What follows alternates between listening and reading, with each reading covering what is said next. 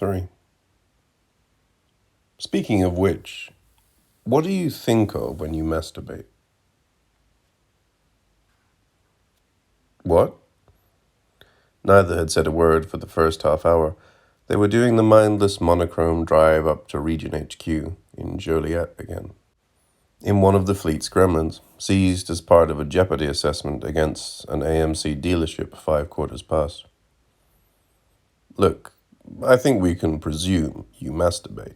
Something like 98% of all men masturbate. It's documented. Most of the other 2% are impaired in some way. We can forego the denials. I masturbate. You masturbate. It happens. We all do it, and we all know we all do it, and yet no one ever discusses it. It's an incredibly boring drive. There's nothing to do. We're stuck in this embarrassing car. Let's push the envelope. Let's discuss it. What envelope? Just what do you think of? Think about it. It's a very interior time. It's one of life's only occasions of real self-sufficiency. It requires nothing outside you. It's bringing yourself pleasure with nothing but your own mind's thoughts. Those thoughts reveal a lot about you, what you dream of when you yourself choose and control what you dream.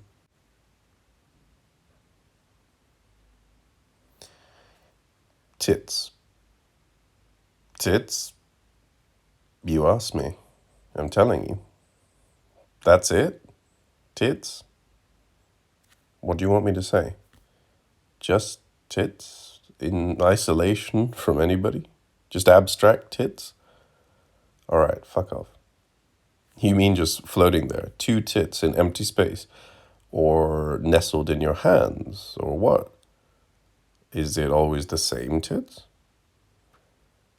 This is me learning a lesson. You ask a question like that, and I go, what the hell? And I answer it, and you run a DIF3 on the answer. Tits.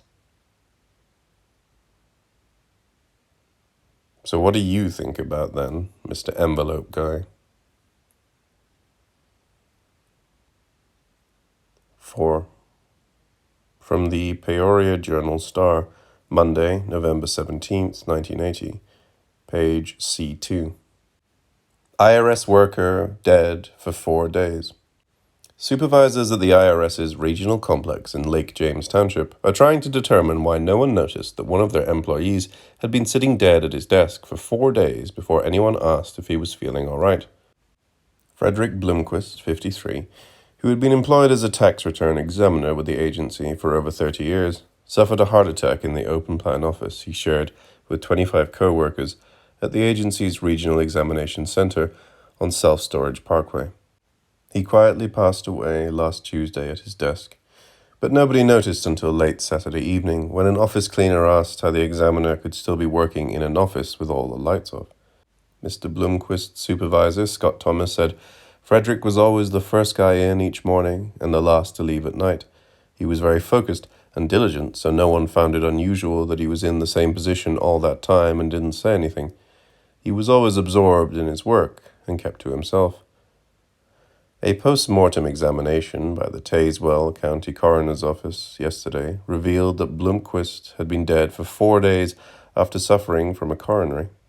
Ironically, according to Thomas, Blomquist was part of a special task force of IRS agents examining the tax affairs of medical partnerships in the area when he died. 5. It is this boy who dons the bright orange bandolier and shepherds the lower grades kids through the crosswalk outside school.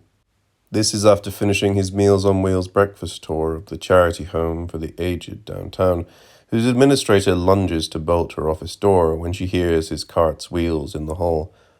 He is paid out of pocket for the steel whistle and the white gloves held palm out at cars while children who did not dress themselves cross behind him, some trying to run despite walk, don't run, the happy-faced sandwich board he also made himself. The autos, whose drivers he knows, he waves at and gives an extra big smile and tosses some words of good cheer as the crosswalk clears and the cars peel out and barrel through, some joshing around a little by swerving to miss him only by inches as he laughs and dances aside and makes faces of pretended terror at the flanks and rear bumpers.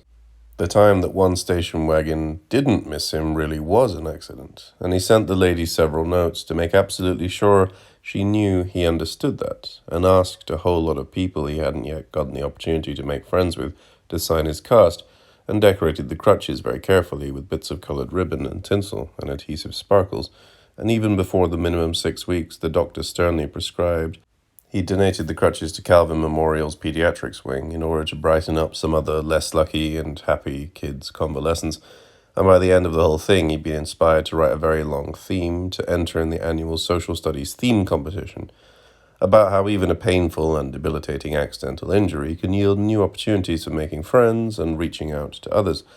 And while the theme didn't win or even get honorable mention, he honestly didn't care because he felt like writing the theme had been its own reward and that he'd gotten a lot out of the whole 9-draft process and was honestly happy for the kids whose themes did win prizes and told them he was 100+% sure they deserved it.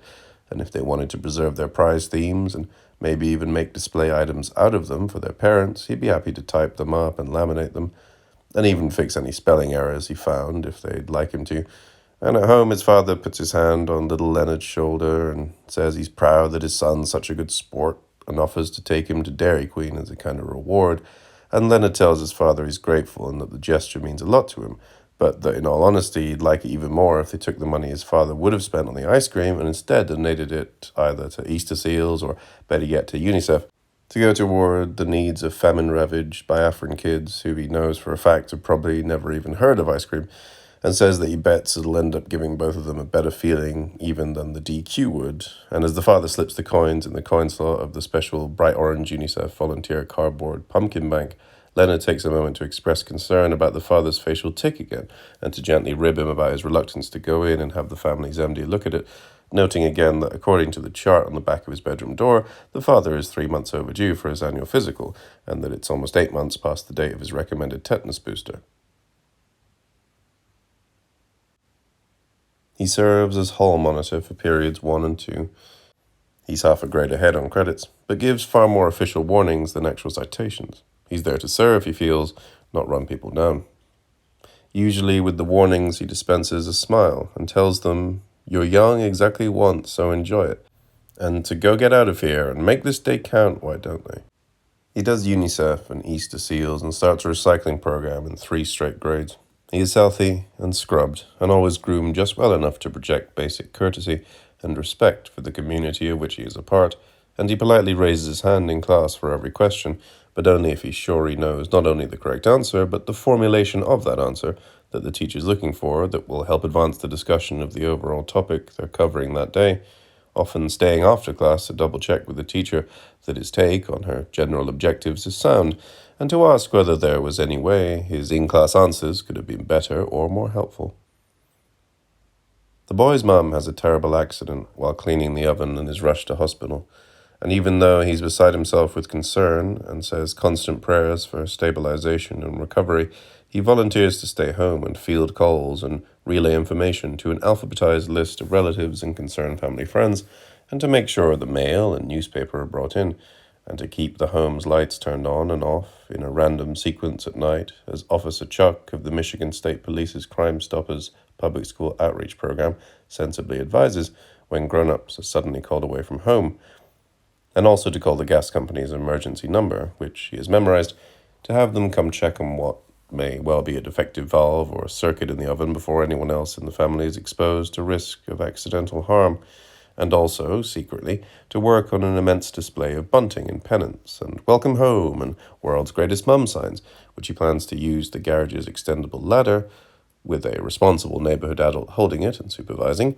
to very carefully affix to the front of the home with water-soluble glue, so that it'll be there to greet and cheer the mum when she's released from critical care with a totally clean bill of health, which Leonard calls his father repeatedly at the critical care ward payphone, to assure him that he has absolutely no doubt of the totally clean bill of health, calling hourly right on the dot until there's some kind of mechanical problem with the payphone, and when he dials it, he just gets a high tone, which he duly reports to the telephone company's special 1616 trouble line, remembering to include the specific payphone's 8-digit field product code, which he'd written down, all of just in case, as the small print technical material on the 1616 trouble line at the very back of the phone book recommends for most rapid and efficient service.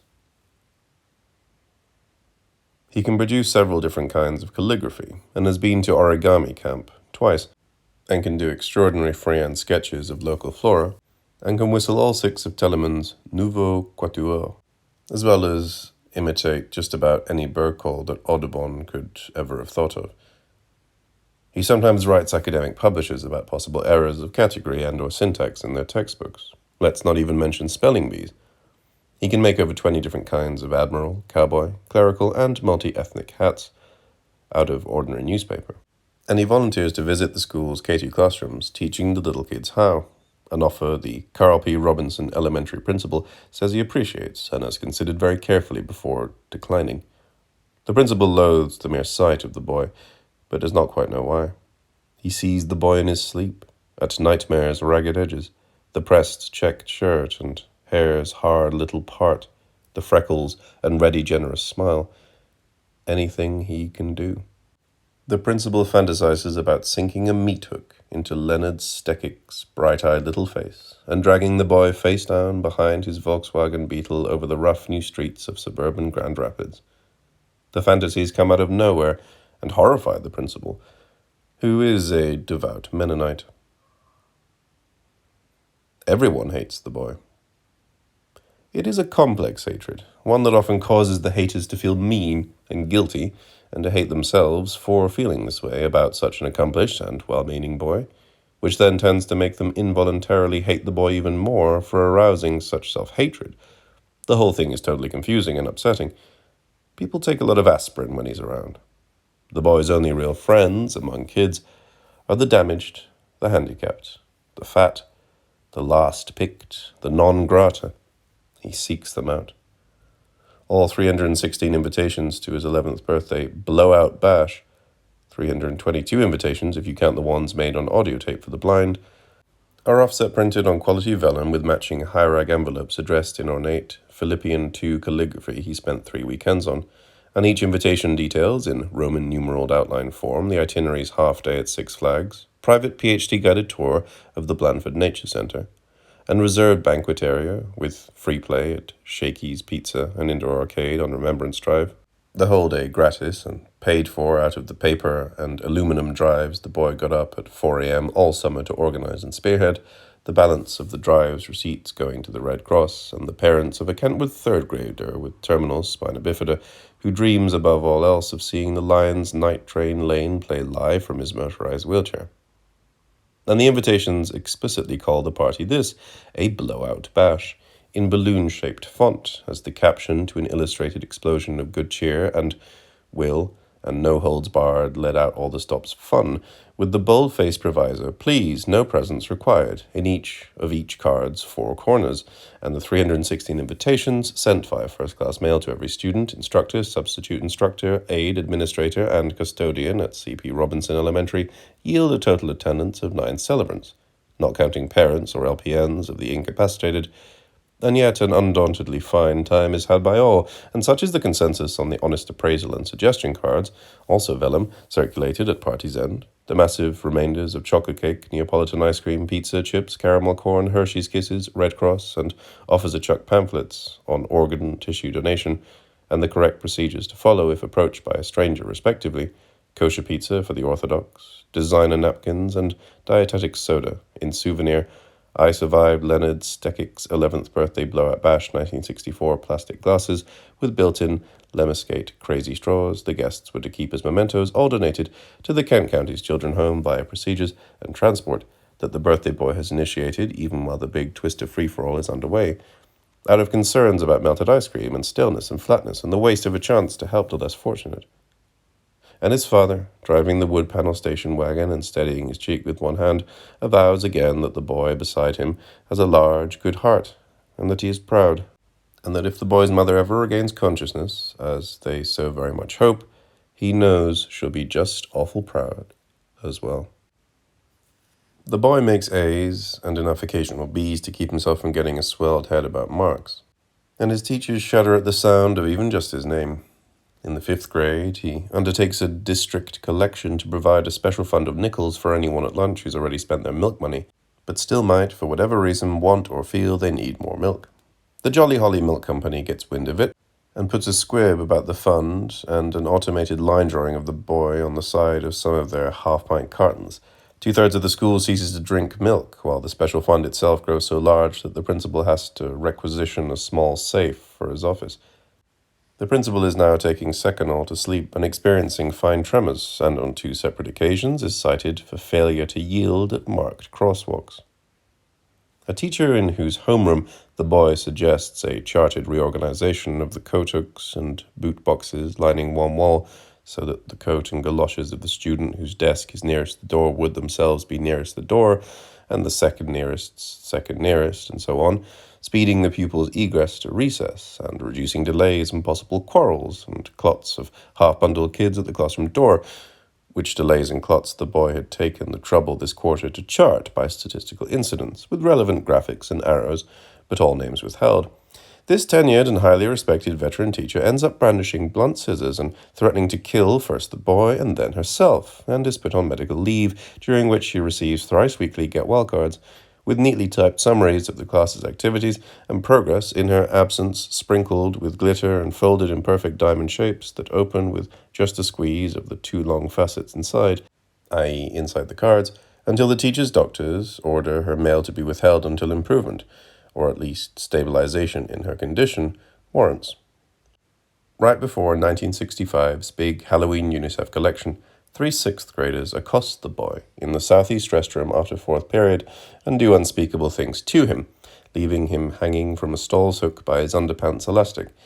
And after being treated and released from the hospital, a different one than his mother is a patient in the long-term convalescent ward of, the boy refuses to identify his assailants, and later circumspectly delivers to them individualized notes detailing his renunciation of any and all hard feelings about the incident, apologizing for whatever unwitting offense he might have given to provoke it, exhorting his attackers to please put the whole thing behind them, and not in any way self-recriminate over it, especially down the line, because the boy's understanding was that these were the sorts of things that could sometimes really haunt you later on down the line in adulthood, citing 1 or 2 journal articles the attackers might have a look at if they wanted documentation on the long-term psychological effects of self-recrimination, and, in the notes, professing his personal hope that an actual friendship might conceivably result from the whole regrettable incident, along which lines he was also enclosing an invitation to attend a short, no-questions-asked, conflict resolution roundtable the boy persuaded a local community services outreach organization to sponsor after school the following Tuesday.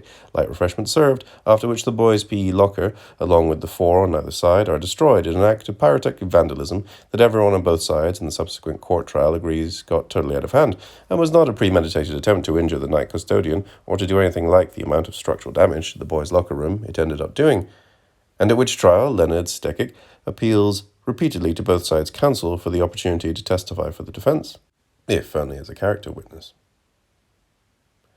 A large percentage of the boy's classmates hide, take actual evasive action when they see him coming. Eventually, even the marginal and infirm stop returning his calls.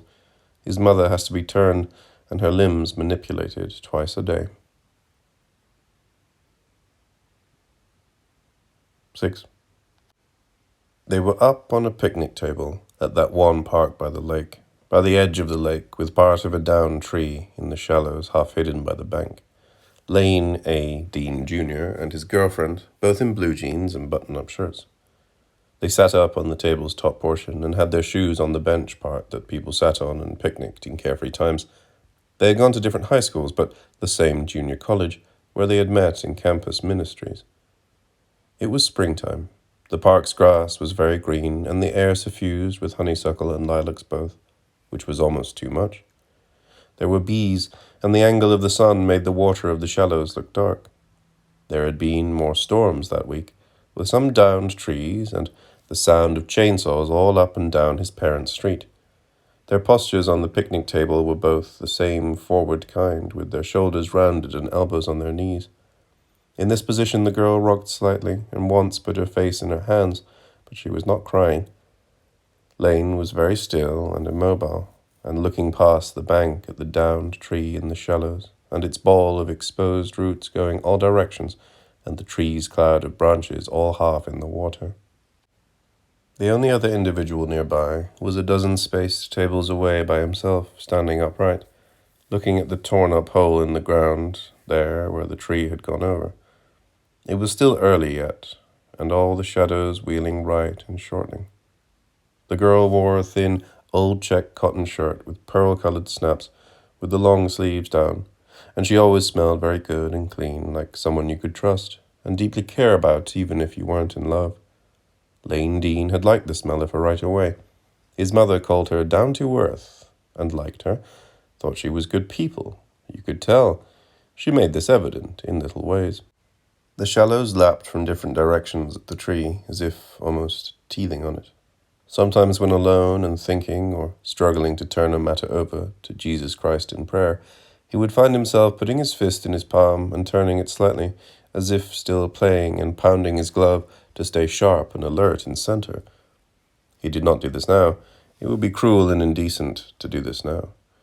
The older individual stood beside his picnic table. He was at it, but not sitting, and looked also out of place in a suit coat or jacket and the kind of older men's hat Lane's grandfather wore in photos as a young insurance man. He appeared to be looking across the lake. If he moved, Lane didn't see it. He looked more like a picture than a man. There were not any ducks in view. One thing Lane Dean did was reassure her again that he'd go with her and be there with her. It was one of the few safe or decent things he could really say. The second time he said it again, now she shook her head and laughed in an unhappy way that was more just air out of her nose. Her real laugh was different. Where he'd be was the waiting room, she said. That he'd be thinking about her and feeling bad for her, she knew, but he couldn't be in there with her. This was so obviously true that he felt like a ninny, that he'd kept on about it and now knew what she had thought every time he went and said it. It hadn't brought her comfort or eased the burden at all. The worse he felt, the stiller he sat. The whole thing felt balanced on a knife or wire. If he moved to put his arm up or touch her, the whole thing could tip over. He hated himself for sitting so frozen. He could almost visualize himself tiptoeing through something explosive. A big, stupid-looking tiptoe, like in a cartoon. The whole last black week had been this way, and it was wrong. He knew it was wrong. He knew something was required of him, and he knew it was not this terrible frozen care and caution. But he pretended to himself he did not know what it was that was required. He pretended it had no name. He pretended that not saying aloud what he knew to be right and true was for her sake, was for the sake of her needs and feelings. He also worked dock and routing at UPS besides school, but traded to get the day off after they decided together. 2 days before, he had awakened very early and tried to pray, but could not. He was freezing more and more solid, he felt like, but he hadn't thought of his father, or the blank frozenness of his father, even in church, that once had filled him with such pity. This was the truth. Lane Dean Jr. felt sun on one arm as he pictured in his mind an image of himself on a train, waving mechanically to something that got smaller and smaller as the train pulled away. His father and his mother's father had the same birthday, a Cancer. Sherry's hair was colored and almost corn blonde, very clean, the skin through the central part pink in the light. They'd sat up here long enough that only their right side was shaded now. He could look at her head, but not at her. Different parts of him felt unconnected to each other. She was smarter than him, and they both knew it. It wasn't just school. Lane Dean was in accounting and business, and did all right. He was hanging in there. She was a year older. She was 20. But it was also more. She had always seemed to Lane to be on good terms with her life, in a way age could not account for. His mother had put it that she knew what it was she wanted, which was nursing, and not an easy program at Peoria Junior College, and plus she worked hostessing at the Embers and had bought her own car. She was serious in a way Lane liked. She had a cousin that died when she was 13, 14, that she'd loved and been close with. She only talked about it that once. He liked her smell and the downy hair on her arms and the way she exclaimed when something made her laugh. He had liked just being with her and talking to her. She was serious in her faith and values in a way that Lane had liked, and now, sitting here with her on the table, found himself afraid of. This was an awful thing. He was starting to believe he might not be serious in his faith. He might be somewhat of a hypocrite, like the Assyrians in Isaiah, which would be a far graver sin than the appointment. He had decided he believed this. He was desperate to be good people, to still be able to feel he was good. He rarely before had thought of damnation and hell. That part of it didn't speak to his spirit, and in worship services he more just tuned himself out and tolerated hell when it came up. The same way you tolerate the job you have got to save up for what it is you want. Her tennis shoes had little things and items doodled on them from sitting in her class lectures. She stayed looking down like that. Little notes or reading assignments in Bic in her neat, round hand on the rubber elements around the sneaker's rim. Lay Nadine looking at her inclined heads, sides, barrettes in the shape of blue ladybugs. The appointment was for afternoon, but when the doorbell rang so early and his mother had called to him up the stairs, he had known, and a terrible kind of blankness had commenced falling through him. He told her that he did not know what to do, that he knew if he was the salesman of it and forced it upon her, that was awful and wrong. But he was trying to understand. They'd prayed on it and talked it through from every different angle. Lane said how sorry she knew he was, and that if he was wrong in believing they'd truly decided together, when they decided to make the appointment, she should please tell him, because he thought he knew how she must have felt as it got closer and closer, and how she must be so scared, but that what he couldn't tell was if it was more than that. He was totally still except for moving his mouth, it felt like. She did not reply. That if they needed to pray on it more and talk it through, why then, he was here, he was ready, he said. He said the appointment could get moved back. If she just said the word, they could call and push it back to take more time to be sure in the decision. It was still so early in it. They both knew that, he said. This was true. He felt this way. And yet he also knew he was also trying to say things that would get her to open up and say enough back that he could see her and read her heart and know what to say to get her to go through with it. He knew this without admitting to himself that this is what he wanted, for it would make him a hypocrite and a liar. He knew, in some locked-up little part of him, why it was that he'd gone to no one to open up and seek their life counsel, not Pastor Steve or the prayer partners at campus ministries, not his UPS friends or the spiritual counseling available through his parents' old church. But he did not know why Sherry herself had not gone to Pastor Steve. He could not read her heart. She was blank and hidden. He so fervently wished it never happened. He felt like he knew now why it was a true sin and not just a leftover rule from past society. He felt like he had been brought low by it and humbled, and now did understand and believe that the rules were there for a reason, that the rules were concerned with him personally, as an individual. He'd promised God he had learned his lesson.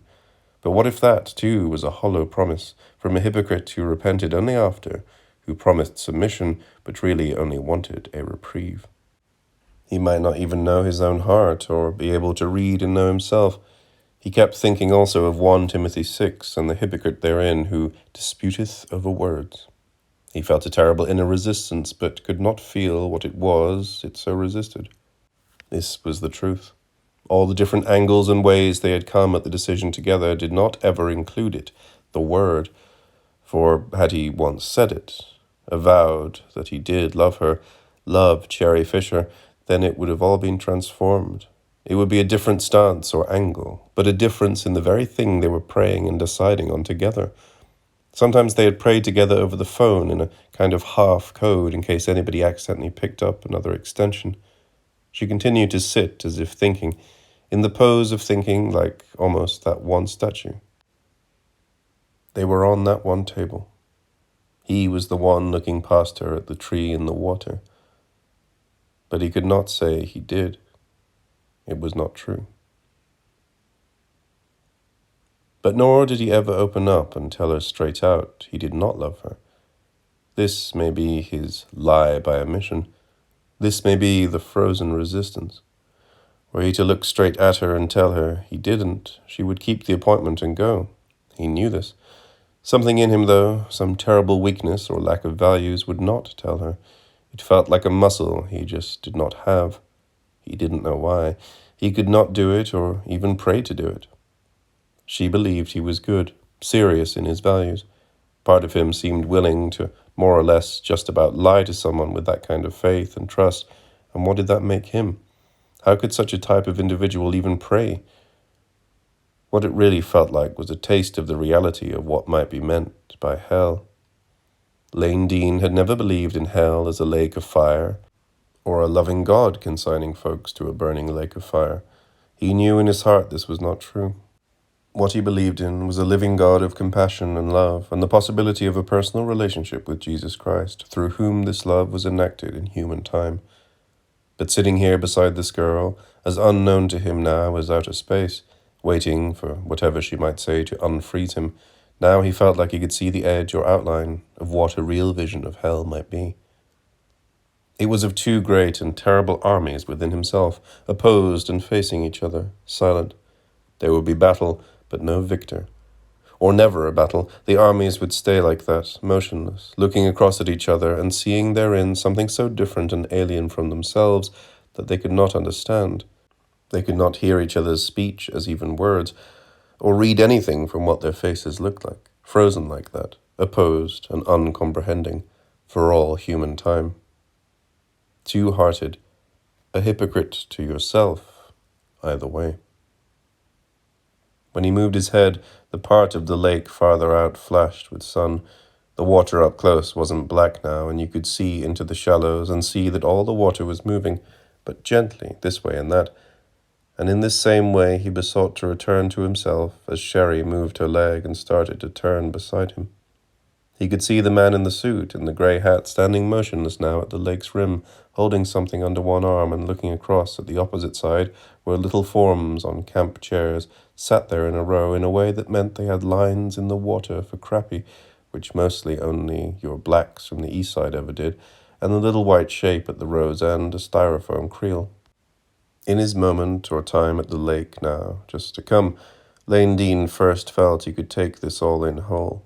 Everything seemed distinctly lit, for the circle of the pin oak's shade had rotated off all the way, and they sat now in sun with their shadow, a two-headed thing in the grass to the left before them.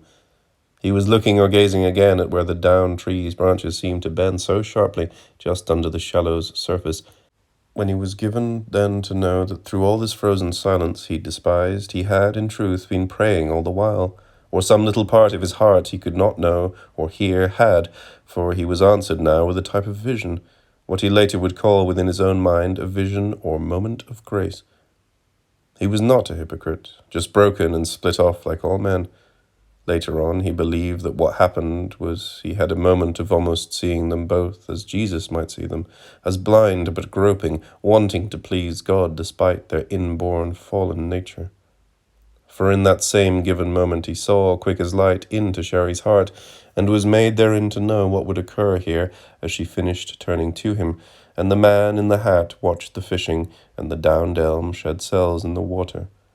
This down-to-earth girl who smelled good and wanted to be a nurse would take and hold one of his hands in both of hers to unfreeze him and make him look at her, and she would say that she cannot do it, that she is sorry she did not know this sooner. She hadn't meant to lie. She'd agreed because she wanted to believe she could, but she cannot. That she will carry this and have it. She has to. With her gaze clear and steady. That all night last night she prayed and searched herself and decided this is what love commands of her. That Lane should please, sweetie, let her finish. That, listen, this is her own decision and obliges him to nothing. That she knows he does not love her, not that way, has known it all this time, and that it's all right. That it is as it is, and it's all right. She will carry this, and have it, and love it, and make no claim on Lane except his good wishes and respecting what she has to do. That she releases him, all claim, and hopes he finishes up PJC and does so good in his life and has all joy and good things. Her voice will be clear and steady, and she will be lying, for Lane has been given to read her heart, to see her. One of the opposite side's blacks raises his arm in what might be greeting or waving off a bee. There is a mower cutting grass someplace off behind them. It will be a terrible make-or-break gamble born out of the desperation in Sherry Fisher's soul, the knowledge that she can neither do this thing today nor carry a child alone and shame her family.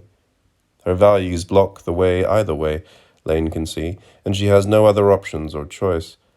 This lie is not a sin. Galatians 4:16. Have I then become your enemy? She is gambling that he is good.